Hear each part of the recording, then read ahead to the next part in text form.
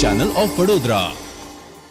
હાલમાં ચોમાસાની ઋતુ ચાલી રહી હોય ત્યારે ડભોઈમાં ઉભરાતા ગટરના ગંદા પાણીને કારણે રોગચાળો વકરી રહ્યો છે। ડભોઈમાં છેલ્લા 7 દિવસમાં 50 ઉપરાંત જેટલા ઝાડા ઉલટીના અને તાવ શરદી ખાંસીના કેસ સરકારી દવાખાનામાં નોંધાઈ રહ્યા છે।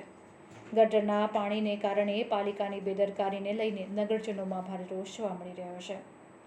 ડભોઈ શહેરના વિસ્તારોમાં ગટર ઉભરાવાને કારણે ગંદા પાણી રોડ ઉપર ફરી રહ્યા છે। ત્યારે ડભોઈ શહેરના તલાપુરા વિસ્તારમાંથી નાનું બાળક શંકાસ્પદ કોલેરાનો કેસ સામે આવ્યો હોવાનું પણ જાણવા મળી રહ્યું છે। ત્યારે આરોગ્ય વિભાગે ટીમો બનાવીને શહેરના વિસ્તારમાં આગળની કાર્યવાહી શરૂ કરી છે।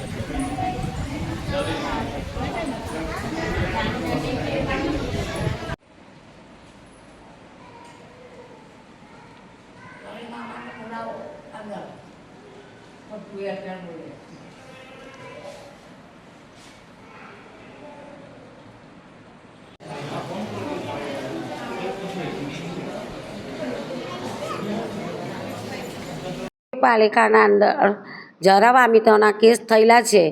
કોઈ કોશિશ કરતા નથી નગરપાલિકાવાળા। કેટલા વર્ષથી અમે બરસી પાણી ભરીએ છીએ, વેચાતું મંગાવીએ છીએ, પણ તે છતાંય કંઈ ઉપયોગ કરતા નથી। ડભોઈના અંદર જરા વામિતોના કેસ દવાખાનામાં આખા ભરેલા છે, તેનો ઉપયોગ કરો નગરપાલિકાવાળા।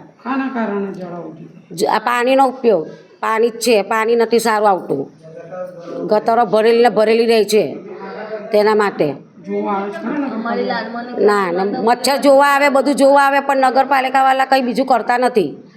તે કરે એનો ઉપયોગ કરી શકે, બીજું શું? અહીં છે 10 કેસ છે।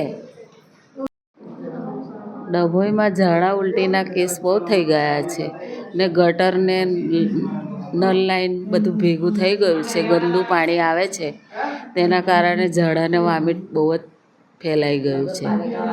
નગરપાલિકાવાળા મહેરબાની કરીને કંઈ એ કરે કામગીરી તો સારું રહે। ગટરનું પાણી ભેગું થઈ ગયું છે, પીવાનું પાણી કેવું આવે? પીવાનું પાણી બી ગંદુ આવે છે। કેટલા હશે દવાખાનામાં? ભરેલું છે દવાખાનું? ભરેલું જ છે ને।